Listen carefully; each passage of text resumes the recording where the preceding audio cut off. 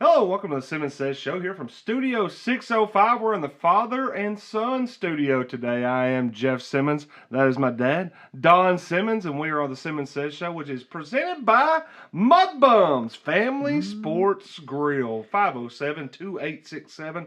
507 Bums. Tonight's wing night. Tonight is wing night. We are a little bit early. We usually are Father and Son Friday, but we are Father and Son Thursday, because I will be participating tomorrow in the Pioneer Golf Scramble at McMinnville Country Club. If you're a golfer and haven't signed up yet, and you might have a little bit more time to get signed up, go support the Pioneer football team. We love doing that here on the Simmons Says Show on the Sports Authority in Studio 605 and the Warren County Way. So we're going to go play a little golf tomorrow. Myself, Sullins, I think Coach Ballew's on our team. Oh, that's good. We did bring in Ryan Williams. Yeah, I heard you last night saying Ryan was going to play. Yeah, we brought in Ryan. Needed somebody. Somebody to get you off the tee. Yeah, we need somebody to hit the ball. So I think I'll get on. I'll get in the cart with Ryan. Let Coach and Ballew, the coach and coach, get their talks in on the course, and then maybe I'm hoping we're auto par. That'd be interesting. I would like an automatic. Yeah, we might need to put a GoPro in the coach's cart. Yeah, you might get some interesting quotes out of there. Yeah, well, as long as we can get them accurately, we'll be in good shape. Yeah. What's up, Big Pops? What's you got? Not a whole lot, man. It's been a short week, so I don't have a whole lot of material to go through. But hey, it's been a good week still. Yeah, well, I'm happy to hear that. What about your week, man? I always ask you to come in here and correct me and tell me what I've done or what I haven't done or all that, but I never really ask you, man. What's it like? What are you into? The people want to know.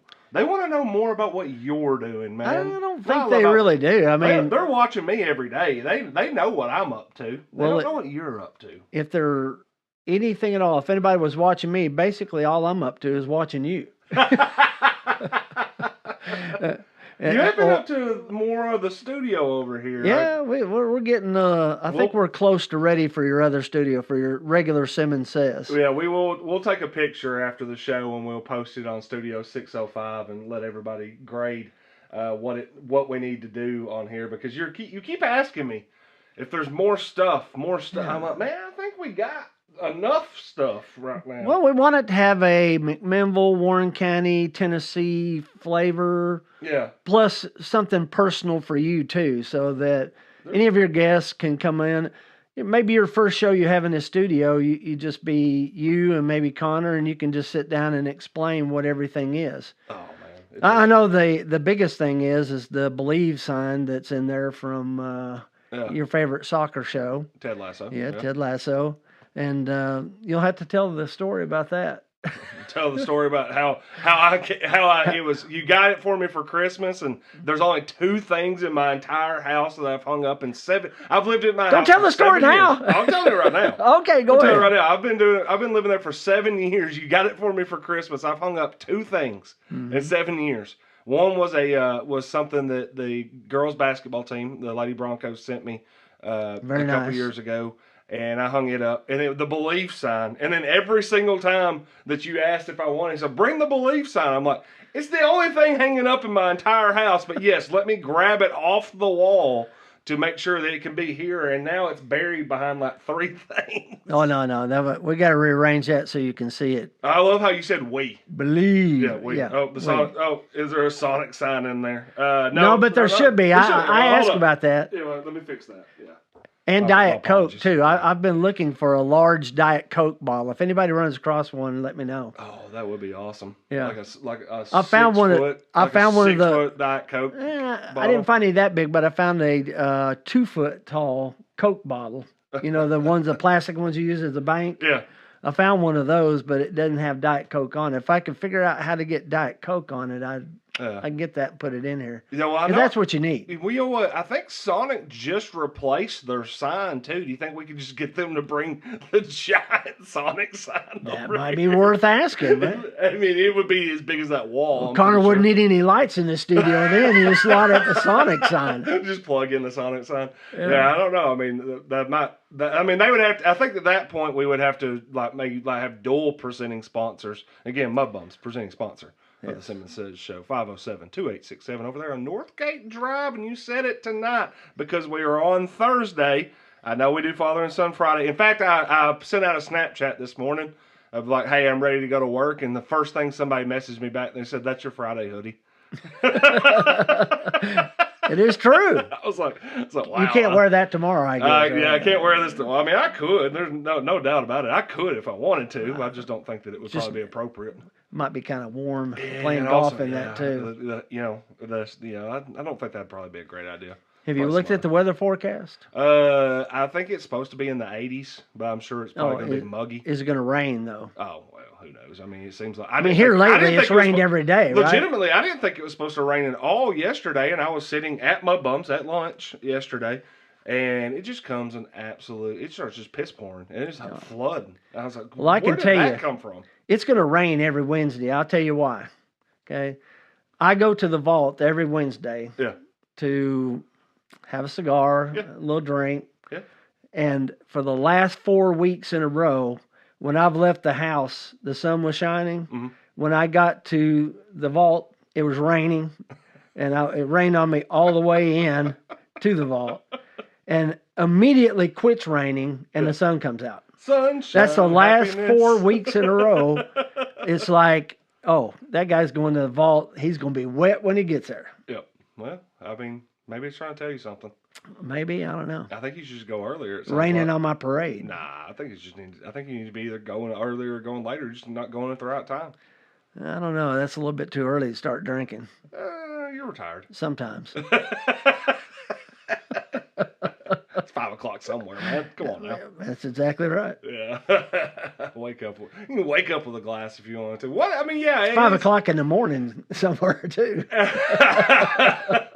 It has been interesting to me as you've gotten more into the retired lifestyle. I mean, is there a lifestyle? I don't know. That's why I'm going to ask. I was like, what is it like where you're coming? Like, do you have stuff? Do you feel like I know you. You're a guy that you worked in spreadsheets. You were on the go all the time.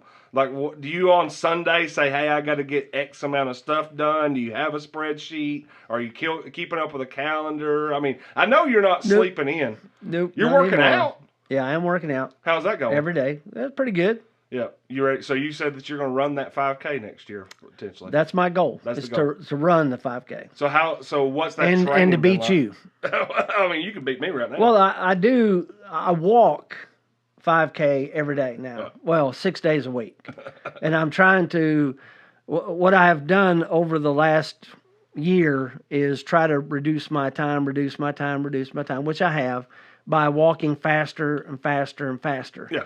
And I do everything in quarter-mile increments. Because to me, you live your life a quarter mile at a time. Well, on the treadmill I am. Because to me, it breaks it up better. If you say, okay, I'm going to run or walk or whatever for 45 minutes, that's one thing. Yeah. But if you break it up into quarter-mile increments for 3 miles, then you're talking about 6 times where you say, I've just got this far to go. Yep. You get there and you're like, okay, now I got to go this far again. Mm-hmm. It's every quarter mile is probably 3.5 to 4 minutes. Okay. Right now. My goal is in those quarter miles to start 1/4 mile running, mm-hmm. and then the rest of it walking, and then a 1/4 mile running, then walk, and then another 1/4 mile running, and then the rest walk, and just gradually build up over time to where I'm running the full 3 miles. Did you say 6 or 12? What? If it's 3 miles. It's 12. Yeah, it's 12 quarters. Yeah, I was saying, like, you said 6. I was like, what? There are 6. You saw me. You saw. Yeah, I did.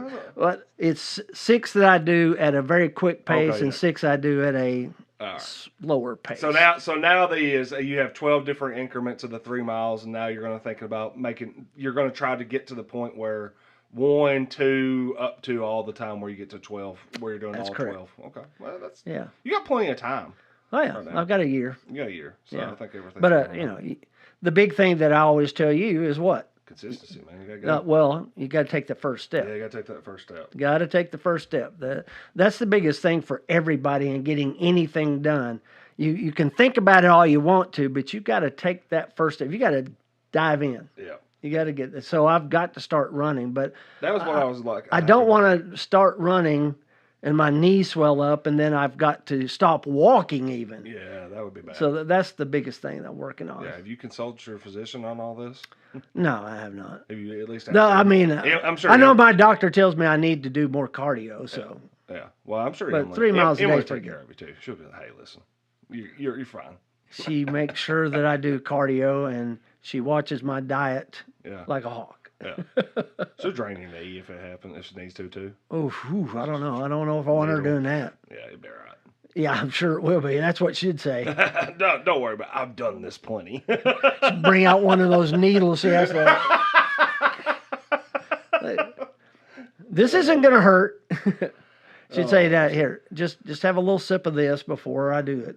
And we'll go for it. Well, y'all having a good time with that. But now, yeah, no, we are. Anything you talk about this a lot, and you are right. I mean, it's taking that first step, and we've tried to do that with a lot of different stuff. I mean, it's not just about working out. I mean, we've been talking about this. Yeah, and I mean, we got in here, and the first time we were moving over to the Studio 605, we had the idea about to get things done, and we finally got this. And then once we got this done, it was like, well, we're going to do that. And it was like, well, we're going to do that. We're going to do that. And then finally this Sunday, it was like, we're doing this. Yeah. And now it looks like it's to the point where I would say by Monday. You could have a show in here. We could have a show on here by Monday. Mm-hmm. I think so. Yeah, there's a few things we need to move around a little bit, but yeah, I think it's in good shape. Yeah. Yeah, and even on this, I've been slowly but surely adding to it just to see if anybody will notice, including you. Oh, I see that. I see the new set of UT guys. Right here, remember the old electronic football? Yeah, I see. Yeah, I definitely have seen. Little Reggie White. Yeah, that's the one thing you want people to notice and tell you. I just notice. No, I just want people to notice. Yeah, I was going to say. Yeah, I'll definitely. Can opener down there. Yeah, you can. Well, anytime you're here so early, that I know you're up to something. Like when I walked in, when we both came in and we were both here at 10 a.m. this morning, and I know people are sitting there like, oh, 10 a.m., that's I was like, me being 30 minutes early for my show is not exactly, historically, that's not been the case. That is a whole lot earlier than it used to be for your other shows. Yeah. So when I was there, I was like, Dad's here 30 minutes early. He's probably going to be up to something. Plus, you were texting Connor earlier this week, asking him, like, what time do y'all get there? Might need to bring stuff in. So you've been here. I mean, you were here one day this week, and we didn't even have a show. No. So that's when I know you're in here working on stuff. Man, yeah, it looks really, really good. Let's go to the comment section real quick. We got some people arguing about it. Joe Eva Painter Davis. Says Sonic is the best. Connor asked, what about your collection of vintage Hustler magazines? Are you putting those in your new studio? I'm not that old. How old does he think I am? I know. Vintage? JC Jr. says, love the studio look. Go Big Orange. Hey, yeah. DGG in the house. Absolutely. Kevin Hobbs replied back to him, says, man, do you ever work the rod run this September might get canceled? Kevin Hobbs also said, I have a picture called Tennessee Timepiece, the one that the Colquitts drew on that. Well, we talked about that before, Kevin. Yeah. And I have that too. I've got it framed and actually had it signed by the Colquitt. It's Craig Colquitt. So yeah, I was because you and I talked about. I couldn't remember. It wasn't Dustin. No, it wasn't Dustin. There's 4 sets of the kicking Colquitts. Yeah. So there's 2 older ones and the 2 younger ones. Yeah, I think people don't. I'm telling you, this isn't half of it. This isn't a quarter of it. I mean, there's 4 giant posters that I'm looking at right now that we couldn't fit over here. There's 3 more right around the corner. There's an entire thing of stuff. Then there's another room that you're slowly starting to turn into a storage facility for all the other UT stuff. We could make 3 rooms. Well, these 2 posters right here, we could rotate out every single day for a year probably and not see all the posters. Yeah, Emily Simmons says, go ahead and give Don a key. I've said it. I was like, I was like, here, we'll get you a key. We might give you. I'm afraid Chris will start charging me rent. We might even give you a gate code at that point. Oh, hey. so you can get over here. I'm all up for that. Well, hey, Chris might like that because you live pretty close to here. I mean, I'm not going to say exactly where you live, but you live. You're probably if anybody that's. I live down there on the left. Yeah, Trev. Down on the left. Down on the left, Trev.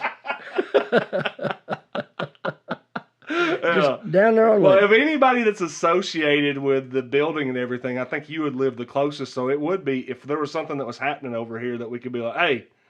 Somebody get here, but Dad could get there in like a minute if he needed to on that. I could walk over here in probably 5 minutes. You could walk over here easily in the time that it would probably take me to drive over here. It'd be close. It'd be really close. I don't know. I think I could probably beat you. We could try it. Yeah. No, let's don't try that. You don't want to? No. Right. Well, let me know. Maybe we'll wait until the fall. Wait till I start running. Yeah. Doug Grissom says, great show. Go Big Orange, man. Hey, we're a Tennessee. We're definitely going to be talking a lot more Tennessee. We're going to go a little Morgan Wallen talking Tennessee when the season gets going on. Well, let's talk about it right now. What about the big recruit? Can you say his name? David Georges Gilges. Gabriel. Gabriel Georges. David Gabriel Georges. Yeah. That's why I keep calling him DGG because I know he's Canadian. I think he might be French-Canadian. French-Canadian. His parents, I think, came from Haiti. Okay. And I just was like, I'm just going to call him Dylan Gabriel George, but I read it, and I'm like, it's obviously not just Dylan Gabriel George. It's David Gabriel Georges. Yeah, but hey. It's a big recruit, but Jeff, and you know this. I do know this. You know this. I used to follow recruiting like it was no. You're talking about spreadsheets. I had spreadsheets, and I still do have spreadsheets for depth charts and recruiting. But I used to follow it. And signing day, National Signing Day, which was always the first Wednesday in February. A lot of times was my birthday. It was very close to or right on your birthday. Yep. But anyway, I would be at my desk, and I would have my laptop, my desktop, and my iPad, and my phone. Yep. And I would have them all sitting there, and I would have all these different sites covering recruiting, because they had the fax machine where, the letter of intents were signed and sent in. Yep. So you're following that, and then you're listening to everybody talk about that. But and before that, I was one of those suckers that called the 1-900 numbers. So, I got to know what's going on with Andy Kelly. Is he going to sign or not? Yeah, I was one of those guys. But I really was into recruiting, but anymore it just doesn't matter. I was listening to one of our guys, T-Lander, at the media days. Yep.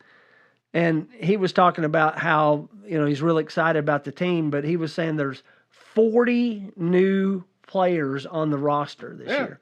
40. It's absurd. It is absurd. And it'll be 25 to 30 next year probably. That's right. So, these guys that signed this year, who knows if they're going to be here the year after that?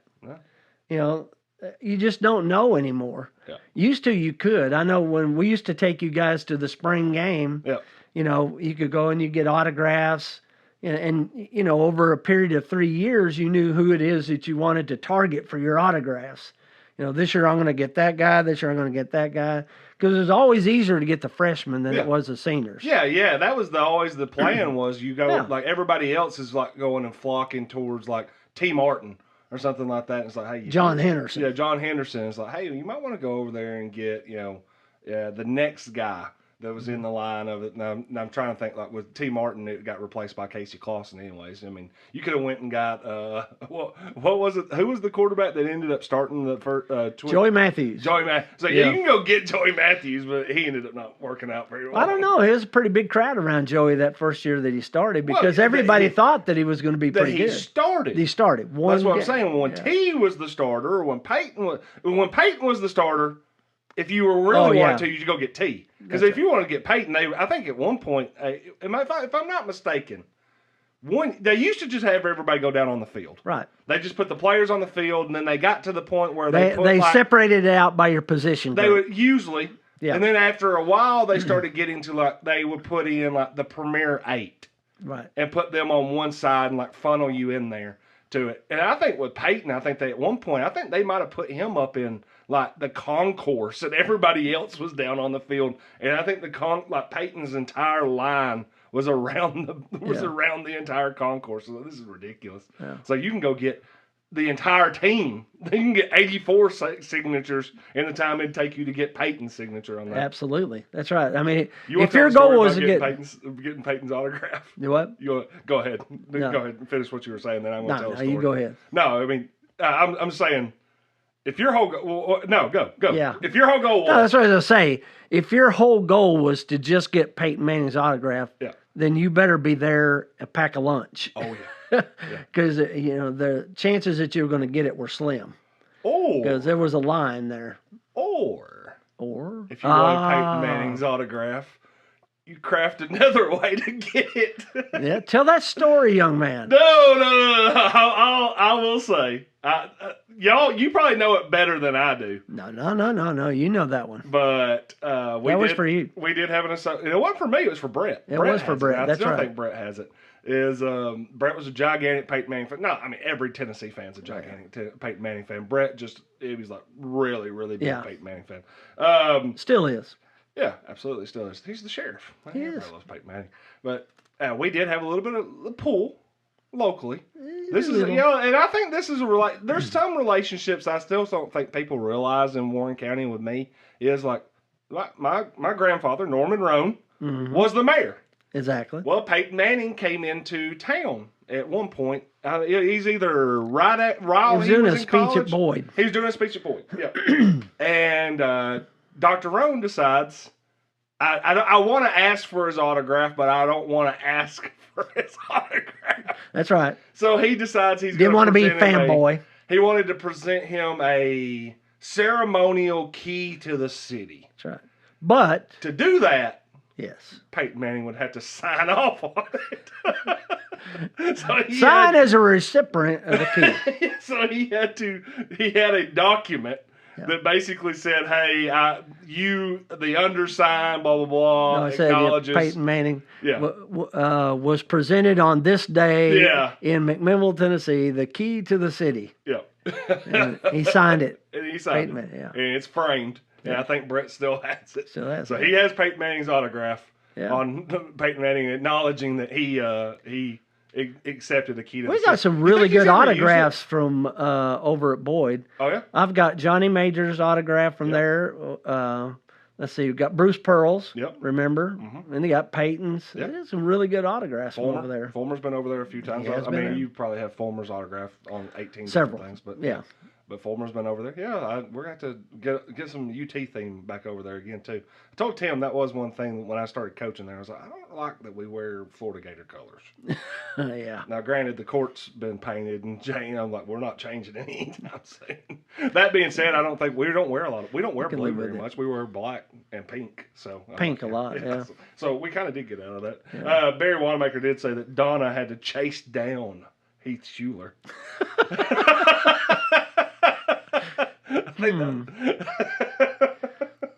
Barry, I hate to tell you this, but I don't think she had to. I think she wanted to.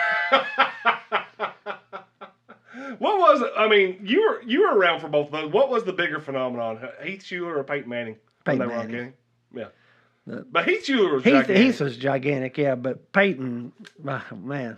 When he came back his senior year, yeah, it's not even a fair fight at that point. That's right. Like when Peyton decided he was going to come back and play his senior year, he was like he was kind of the college rock star of rock stars type deal. You still don't see that anymore. No, you don't. You know, hardly ever. But if Heath had come back, then yeah. Yeah, he probably would have had the same. Probably would have had the same. But here's the thing: if Heath comes back, do we ever get Peyton? That's a great question. Yeah. The butterfly effect, man. Yeah, that's the thing. Effect. Yeah. You always wonder about that. Yeah, I'm sure they probably would have still. Peyton Manning always said he never planned to play his freshman year. It took him a while to get to him. Yeah, I mean. One of your cold quits, buddy. Yeah. Well, and then he was fighting it out with Brandon Stewart there for a while. Yeah, a lot of people. I still remember, what was it? They were talking about the weightlifting story, I think, that Peyton's told multiple times about Brandon Stewart, who was built like a fullback. Mm-hmm. And it was like, and that Peyton Manning could barely bench the bar and everything. And everybody was like, oh man, this is not going to work out at all. And I think Peyton said something like, hey, man, you don't have to bench a bar to throw a football.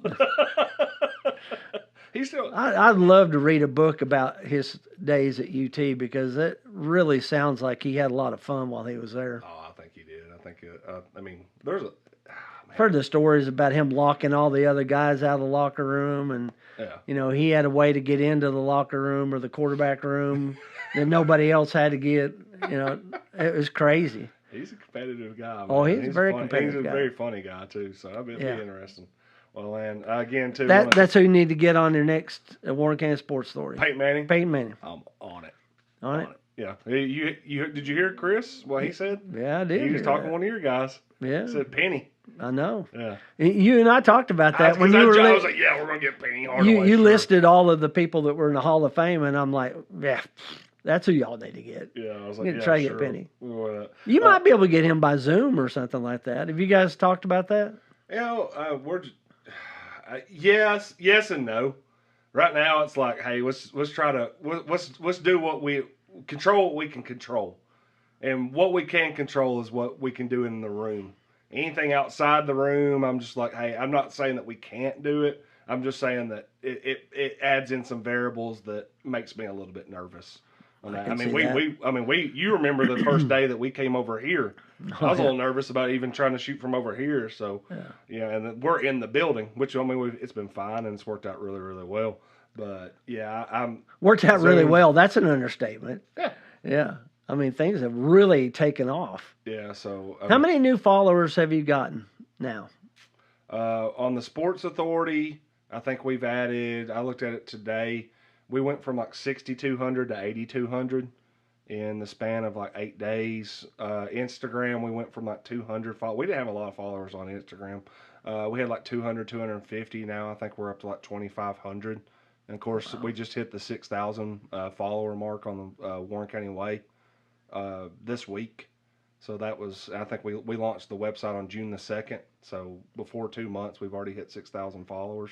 So, I mean, all told, we've probably added somewhere in the neighborhood of 10 to 11,000 followers in 2 months between all of our websites. Studio 605, which is somewhere, Studio 605 will be at some point probably where we try to get to the point where we're loading everything on Studio 605, except for maybe the Sports Authority. The Sports Authority will probably always stay on that page. But everything else that we're doing, like today we put it on the Warren County Way, but I'd actually get to the point where I'd like to put it on Studio 605's page. But there's a wait period on Facebook of how long you have to have a page for 60 days before you can go live. So after 60 days, we'll probably move everything to Studio 605. And I'm sorry for people that are like, man, y'all have moved it here and now there. We'll share it everywhere until people get comfortable with it. But it's even the Studio 605 page, which we haven't really pushed yet because we're just trying to let it, naturally grow. I think it's up to like 600 followers too. Mm-hmm. So our YouTube page is surpassed over 100 since we started putting it on there. Spotify, it's around the same. You can find our stuff literally anywhere. Anywhere, yeah. In fact, if Connor's listening right now, if he wants to download and put the Chris Terry Back It Up Terry show from Tuesday nights on Spotify, he could probably do that today. So Chris getting political. Yeah, a little bit political. What'd you think about that? Well, let's get into because I know you got some other things you watch the shows. We can talk about Chris' show. We can talk about my show. We can talk about the Sports Authority. Well, what would you tell people, the new followers? Maybe there's more people watching today because of what happened with the Rankin interview. Yeah. What would you tell them about this show, the Simmons Says show? Well, the Simmons Says show, the father and son show is just going to be kind of a recap, but also a little bit of just us having a good time and having a chance to sit down and talk about life, talk about memories, talk about getting some advice, some fatherly advice. I think it helps me get it, at the very least, to get fatherly advice. The Simmons Says show on its own is the thing that I've always said. It's going to be current. It's going to try to be locally relevant. I mean, it can be nationally or statewide, nationally or regionally relevant. And it's going to be varied. I mean, it could go from having a football coach or player or somebody like that on the show to having a political candidate on, or having the mayor, or having the county executive, or having commissioners. And then it could go the next day and it could be somebody that's just out there You know, I think I had my Morrison Cove farm hat on at some point this week when talking to Leanne and about the flowers that they're providing in the community. It could be any and everything. It's like, Basically, it's I like just people that have a story to tell. right. It's having a conversation. Yes, it's always having a conversation. I don't like having to feel like I'm trying to do a Q&A. It's not an interview. No, It's a conversation. and we had this conversation last night, and it's going to be something I'm going to reiterate again today. Is I don't want to feel like I'm doing somebody's PR for them. Right. I don't really want you to come on here and be like, oh, well, he's gonna make you sound great. I'm like, you're gonna have to make yourself sound great. I'm gonna have a conversation with you. Mm-hmm. And the thing that I've noticed on here now, and granted Monday was different because we had some technical difficulties. The good thing about this is I don't have to fill an hour. No. And if I get into a conversation where I don't feel like you're going to give me an hour, I'll just end it. All right, well, hey, we had a good day, 30 minutes. Like, I mean, nice talking to you. Yeah. Yeah, like, all right, we can wrap it up now. Stuff like that. So, I think that's the one thing I would say is if you're coming on the show, if you're calling me to be on the show, I'd still love to have you. You can email me, you can reach out to our page, but understand that I'm not like, don't bring a list of questions to ask or anything like that. I'm not doing that. I don't want to do that. I mean, there are questions I have that I want to ask that might match up, but I don't really want to get into the, hey, we're only going to talk about this, we're not going to talk about that type deal. I'm like, nah. Well, basically, the way that you and I had talked about it before you started all this is you really wanted to talk to people in the community about what made this community special. Yeah. What made the community special for them, why what they're doing is making the community better, what we can all do basically to make our community better. There's a conversation needs to be had in every community or in the whole state or in the entire United States and the whole world. Mm-hmm. What do we all need to do to make things better for each other? Yeah.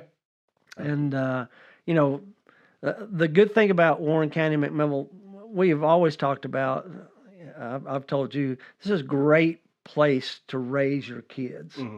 It is a great place to raise your kids.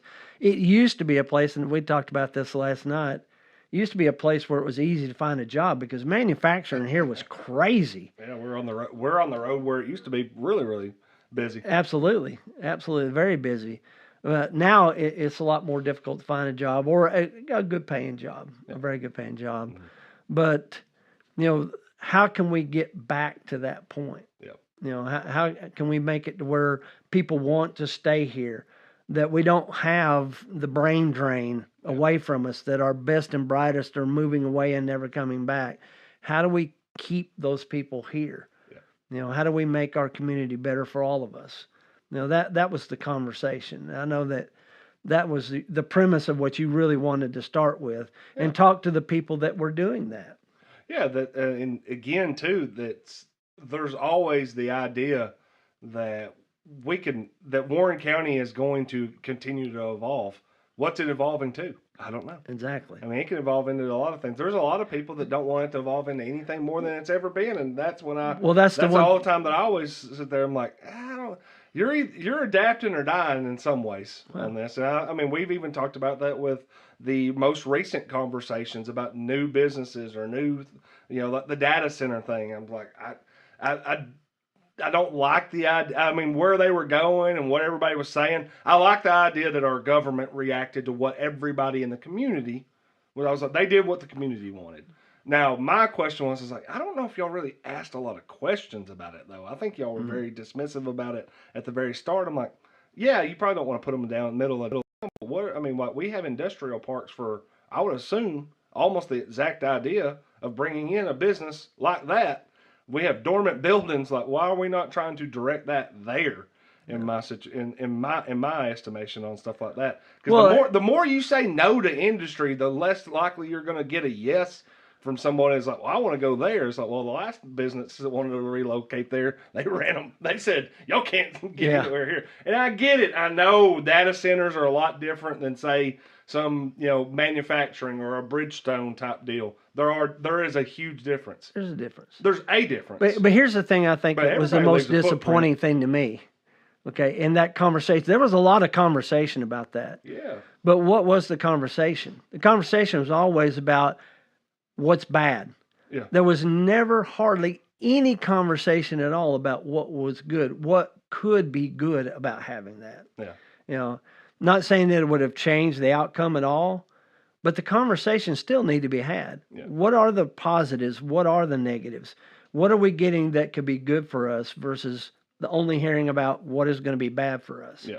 You know, that's only, I think, the disappointing part to me. I mean, we need to be having those conversations, but they need to be complete conversations. Yep. It can't be a one-sided conversation all the time. Yeah, I don't disagree. I think there's times where we can't be dismissive of everything. That's right. Off hat. Like there has to be a little bit more. And granted, I will say that I don't think that we've been completely dismissive. We just said, hey, we need to give ourselves a year or give ourselves 18 months to figure out what this would be. And but it seems like maybe it changes.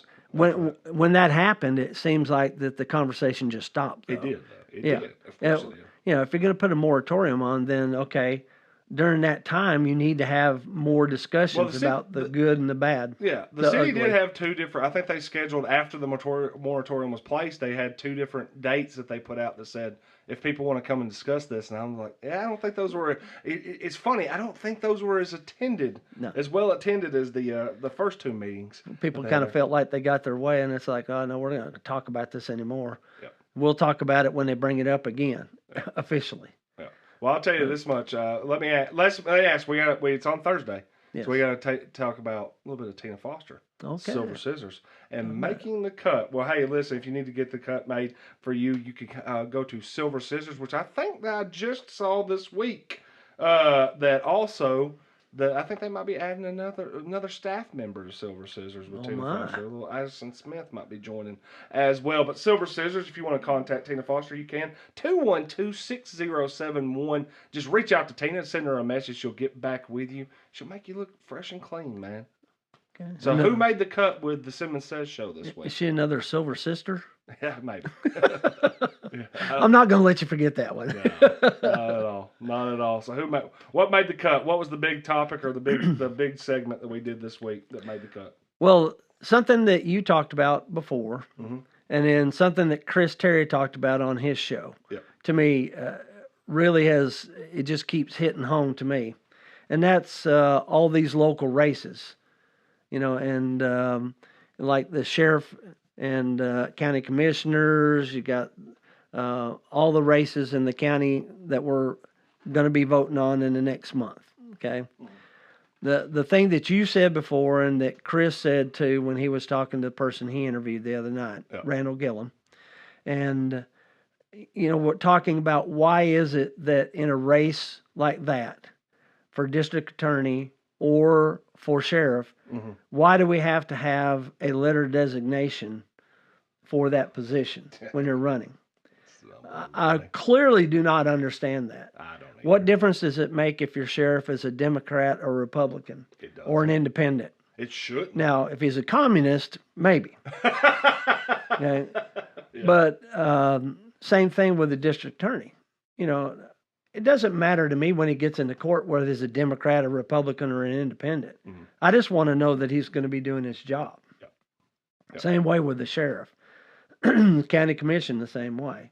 You know, this close to home, you know the people well enough that you don't need to identify them to a party to know what they stand for or what they believe in. Yeah. If you don't, then you don't need to be voting for them. Yeah, and I think that there's also this idea that you know, I mean, I just don't even. I think in some aspects, people don't know what a Democrat and a Republican is. Like a Democrat or a Republican in different states could be different things too. Like I see people like because I think there was this. It was funny. I heard this question was asked to people recently. It was like, well, are you a Republican before or after 2016? And it's like, because that could be a different, because now all of a sudden you might be a different type of Republican if you were before or after 2016. Or this is another thing that has been brought up multiple times locally, even. everybody, I mean, we didn't have a Republican, I think, was they even elected in Warren County until like 2012 or 2014. Oh, it was a long time. Everybody was running Democrat When I was in the growing up, 2000s. That's the only thing you ran. the whole state was Yeah. Democratic. But now all of a sudden, a Southern Democrat might be a conservative Republican anymore. So now it's like, what even is a Republican? What even is a Democrat? And I think everybody associates, sometimes when you see that, I think they associate that with the most outlier of each party. Mm-hmm. I think a lot of people I don't think a lot of people identify with the outliers of their own party. Right. They're like, nah, I'm just not, And I think that's when you say that with locally is I don't think that majority of the people that I talk about here, I don't even think about like, oh, are they a Republican? Yeah. Are they a Democrat? You shouldn't be thinking about that. I'm like, because I wouldn't, I was like, but at the same time, I'm like, yeah, I mean, like, or what outlier of you are you? I mean, if you're an outlier Republican, yeah, I can understand that people will be like, yeah, that's your only thing. Yeah. Then all of a sudden you're getting elected on a letter. You're not getting elected on merit. Right. And I have a problem with that. Yeah. It can be the same thing with a Democrat, which I mean, I'm just going to be honest. He's going to be really hard to get elected in Warren County as a Democrat right now. It is. It just is. But it shouldn't have to be because it should. No, I don't know. I disagree with that. It shouldn't have to be. That's right. But it will be. Yeah.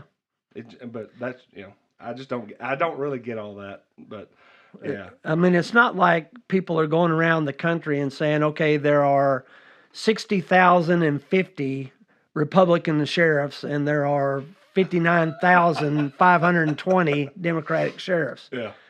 People just don't look at that. I wouldn't think so. It doesn't affect the balance of power. I wonder. Yeah, that'd be great. That'd be great to know. Can you look that up before next show? I may look that up, How but many I don't think Republican there's ever sheriffs going are to be like that because most people don't force people to run under a certain party when they're running for those positions, and shouldn't. No.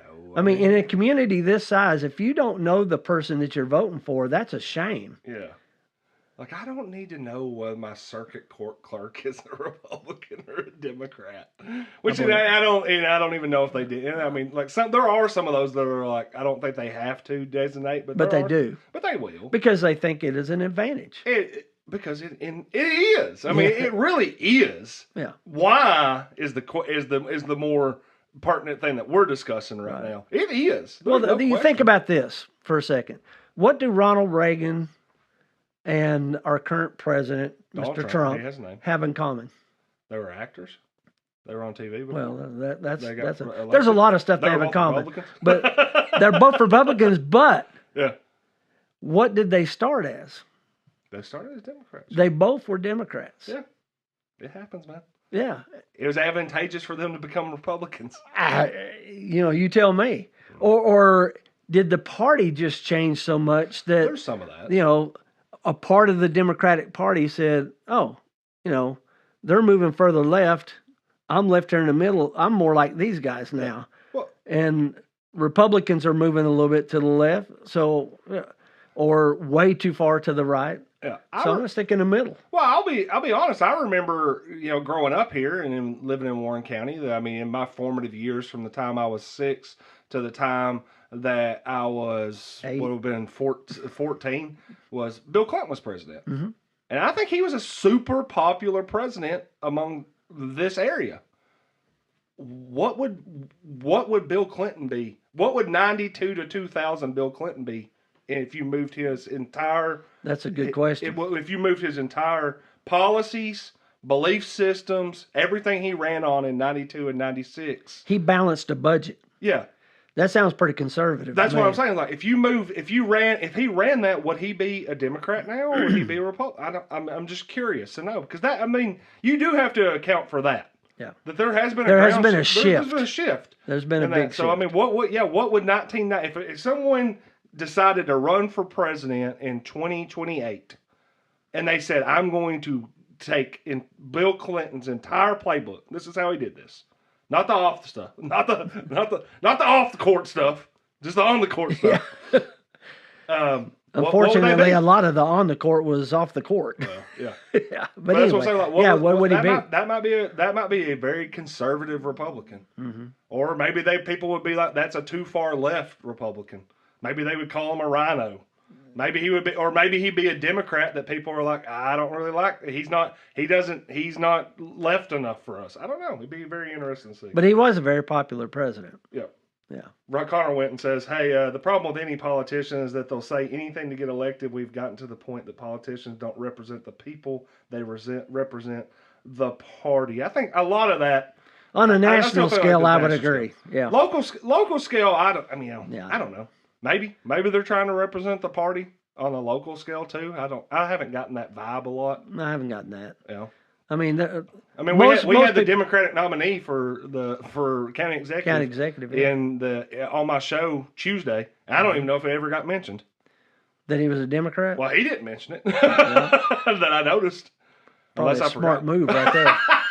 You think that's strategic? Yeah, probably. But I mean, people aren't going to be asking him that. Well, what party you represent? Yeah. They don't want to know that. They want to know what he's going to do to move this county forward. Yeah. How are we going to get more jobs here? Does he have a plan? Are you going to pay your garbage bill?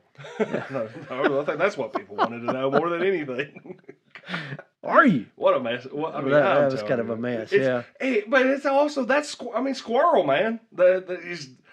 You start trying to get into the crux of, and this is the thing that always bothers me with stuff. Is like we some of the reporting I even did yesterday. I'm like, we try to go all the way in depth to give you a huge picture of everything that's going on. And then all of a sudden it's squirrel, man. Like one thing and people are gone. And it's like, you don't want the sausage, how the sausage is made news. You want the viral clip. Yeah. You want give it to me in 20 seconds. I don't have time to read your 8-minute story.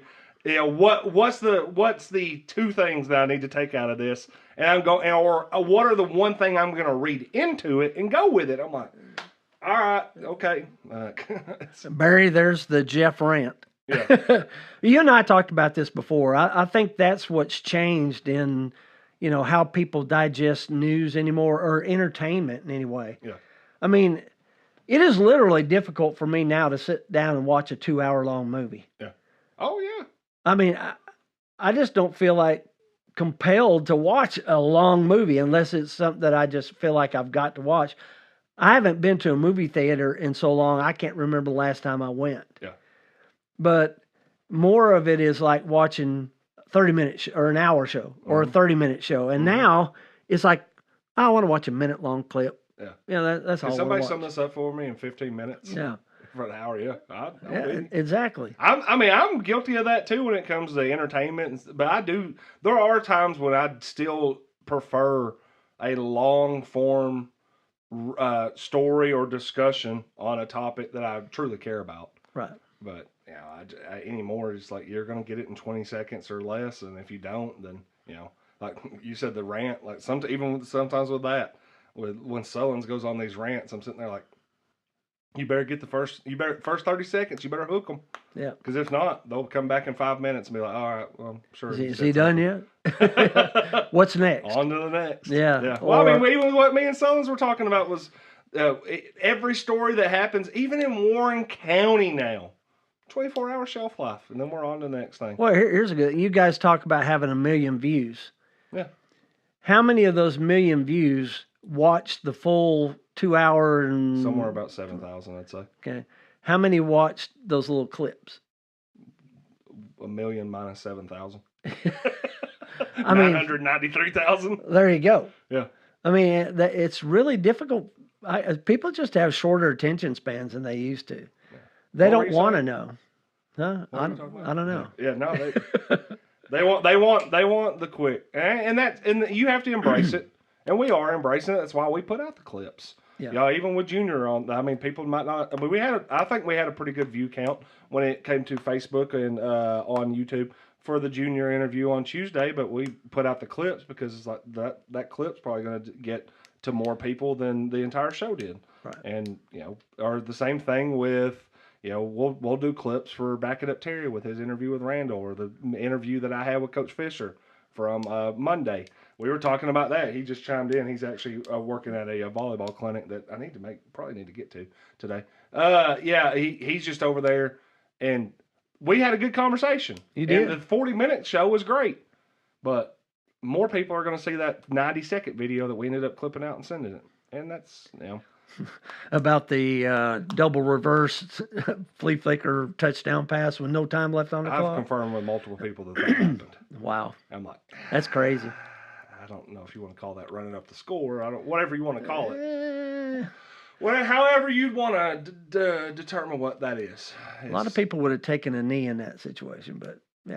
Hey, gotta let that fourth string guy have his moment in the sun. That might have been the only touchdown that kid scored in his entire life, man.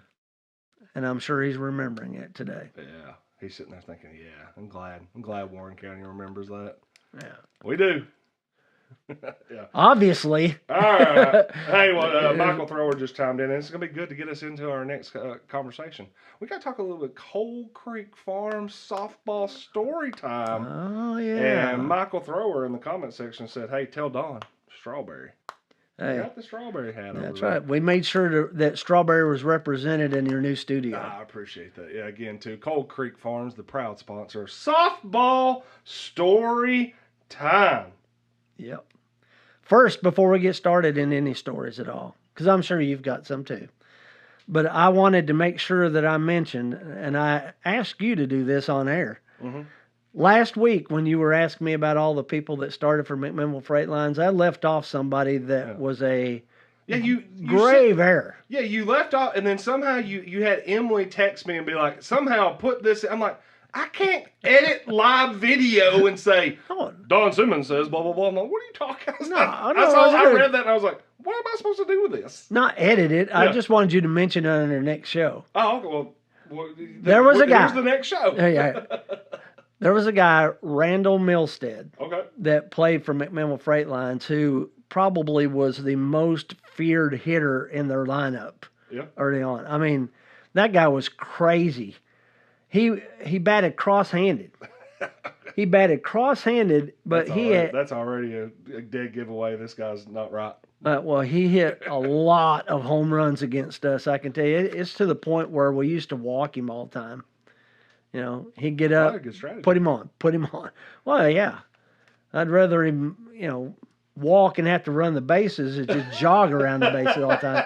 But his nickname was Tojo, and I think most of his teammates called him Toe. Yeah.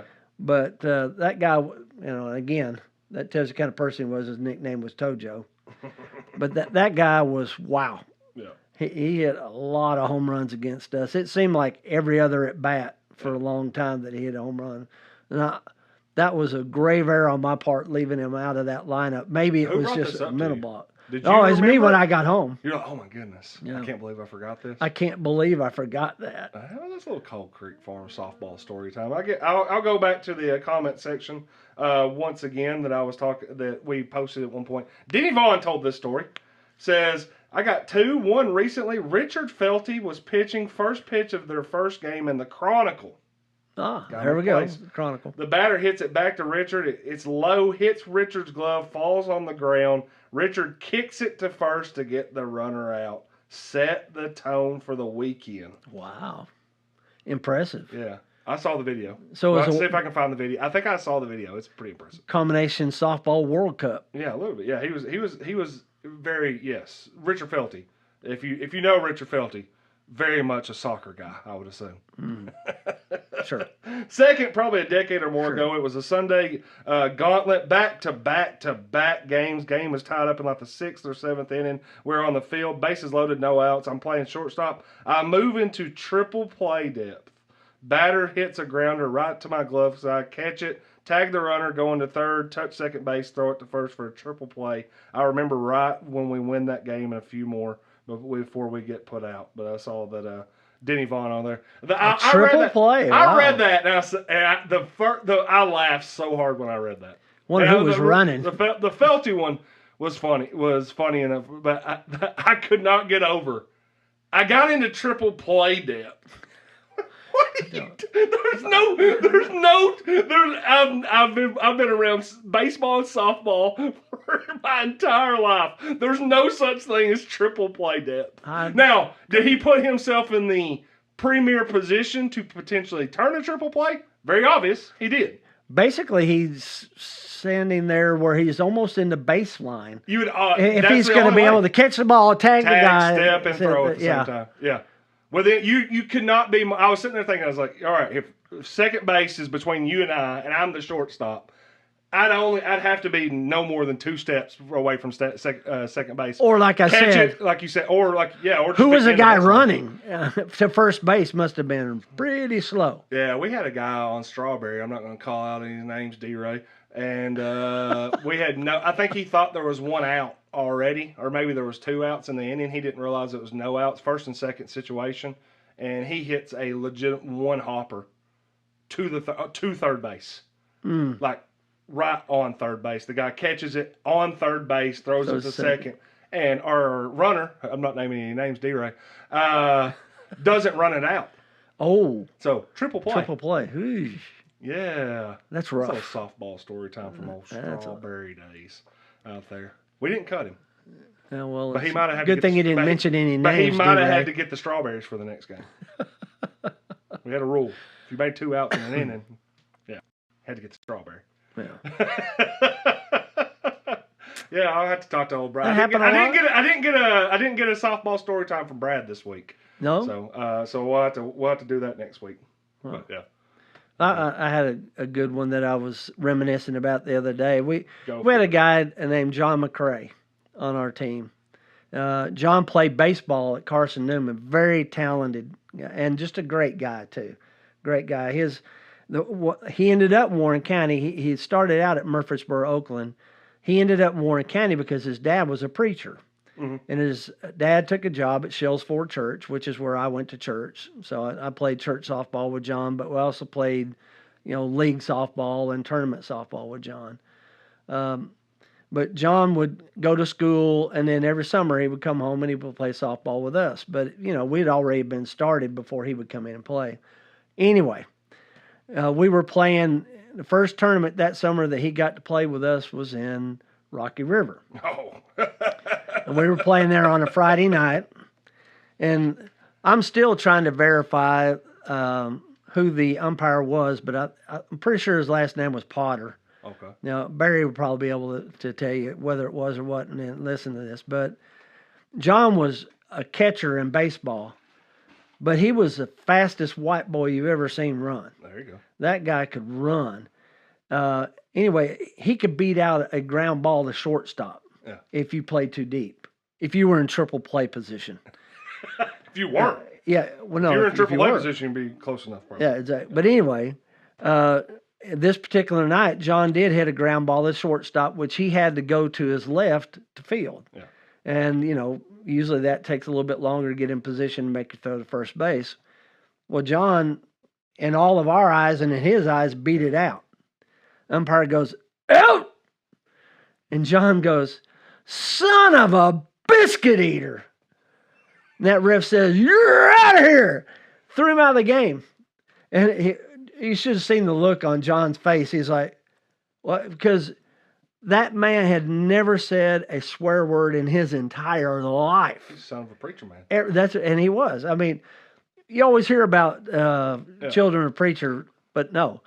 He was a child of a preacher. Yeah. He did not swear, didn't cuss, didn't drink. He didn't do any of that. I don't know why he played softball with us. I really don't. Other than I think he liked winning. Yeah. And he did enjoy playing with us most of the time. But I'm telling you, it was so funny to see the look on everybody's face. I mean, we were falling out in the dugout, and John's face was, he turned white as a ghost. Yeah. He's like, no, I never said anything. He said, I heard every word you said. He said, no, you didn't hear what I said if you're throwing me out of the game for that. Yeah. So from now on, we're really careful about eating biscuits. Yeah. Well, I'm telling you, man, you don't get to throw out. I'm sitting here thinking, I think I am a son of a biscuit eater. You are. And I'm pretty sure that umpire was a son of a biscuit eater, too. Barry Wanamaker. Son of a biscuit eater. Barry Wanamaker says Dale Potter. Dale Potter. That's who I thought it was. Yeah. I just want to make sure. So was there any explanation, or did he just be like, there's no way he could beat out the ground ball, or no. He just said he was out? Here's what I think. Yeah. You know, Dale Potter never admitted anything to any of us about it. He just said, "I heard what I heard." Okay, but I think what it was is he was anticipating. Yeah. Son of a something else. Oh. And Okay. and as soon as he heard son of a, it's like, you're out here. Yeah. So it's gone. Wow. That was funny. And the other story. I think I'd throw somebody out for that too. Would you, for Biscuit Eater? Yeah. Oh my God. Not at Rocky River. Intent, Maybe son of a cornbread eater. He was upstaging the umpire. Doesn't matter what he said. No. Upstaging him, man. I think he was just disappointed he was out. Dude, that's the craziest. That's crazy. That's a wild ejection. I mean, I've seen some. I've probably seen worse, but that's pretty bad. Yeah. Go ahead. With some travel stories that are really interesting too. Yeah. Do you know Dennis Mix at all? Have you heard of Dennis Mix? I mean, the Warren County Sports Hall of Famer. Dennis Yes, Mix? that Dennis Mix, the nickname the Mule, was a defensive MVP of the OVC. Yeah. When he was at MTSU, just a real talented athlete and a really good guy. One time we were short on players, so we stopped. We're going to pick Dennis up in Murfreesboro, and we're going to a tournament in Gallatin. And, you know, Dennis was a fairly big human being. Yeah. You know, he's real well put together. Anyway, we carpool most of the places we went. We get up to, we're riding all of Murfreesboro, and we're having a big time. We get to Murfreesboro. Dennis gets out, and he's looking. He said, "Where do you guys want me to sit?" And everybody said, "Well, you know, you're new. We're picking you up. You're going to have to sit in the middle seat up front." Mm-hmm. He says, okay. Gets in. I start the car up. I'm driving. Yeah. You know, and I'm getting ready to pull out, backing up.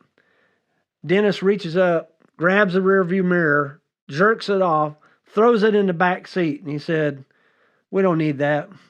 What's behind us doesn't matter anymore." And for like 20 minutes, we're just driving and nobody's talking.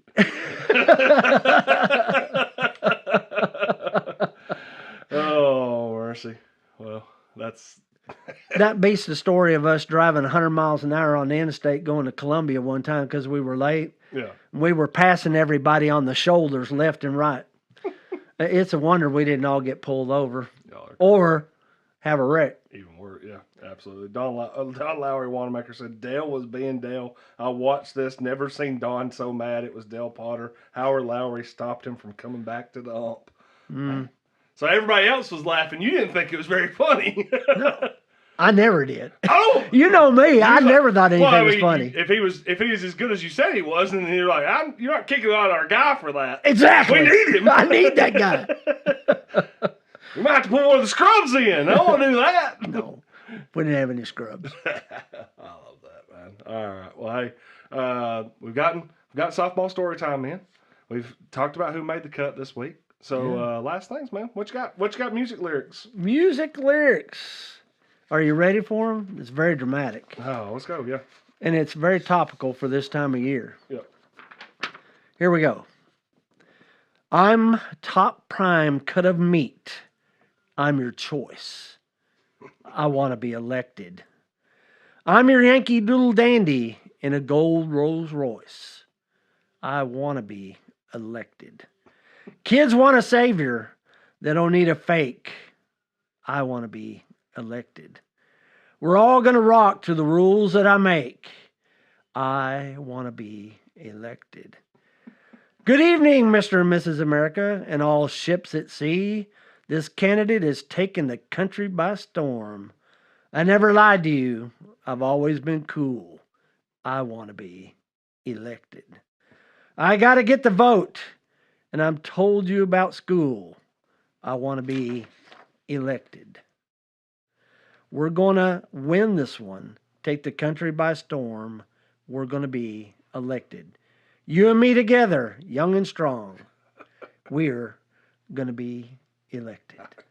I would not elect whoever put that out. You would not? No. Oh, well, I don't think he's ever held public office. I cheated on this one. Oh, did you? And I went down to the demonstration to get my fair share of abuse, singing, "We're going to vent our frustration. And if we don't, we're going to blow up a 50 amp fuse." Ooh. Sing it to me, honey.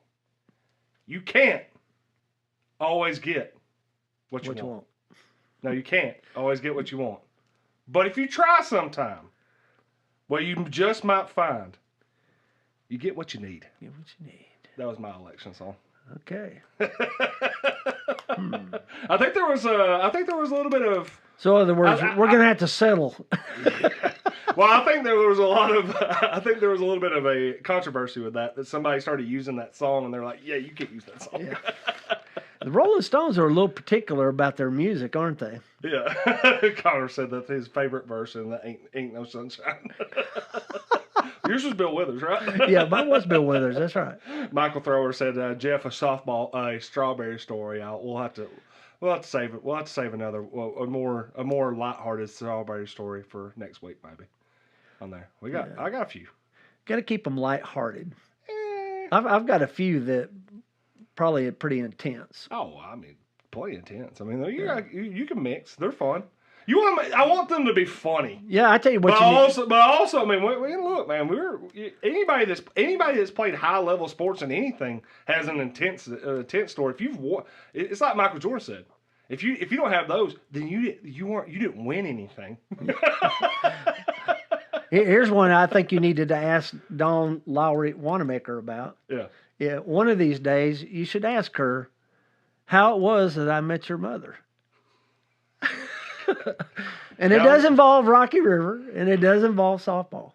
And on that note, we're going to wrap up the Simmons Says show for this week. Again, too, we will not be here tomorrow. I will be playing golf with Coach Sullins, Coach Blue, Ryan Williams, a former Strawberry member himself. Absolutely. And maybe I have to ask Ryan about some old Strawberry stories. Maybe he can give us a few. But I'm sure he's got some. We'll be back next week. We'll be over here, the Simmons Says show, for next week. I'm going to take a picture of that, post it on Studio 605, and let everybody judge and say whether or not they think our studio's looking pretty good. But again, too, folks, appreciate y'all tuning in. Yeah. Mud Buns, presenting sponsor, they are open right now. You can go over there and get those $10 lunch specials. They got cheeseburgers, they got barbecue sandwiches or chicken tenders with a side and a drink. You can get one of those with a side and a drink. I believe that's $10, or you can do the meat and three.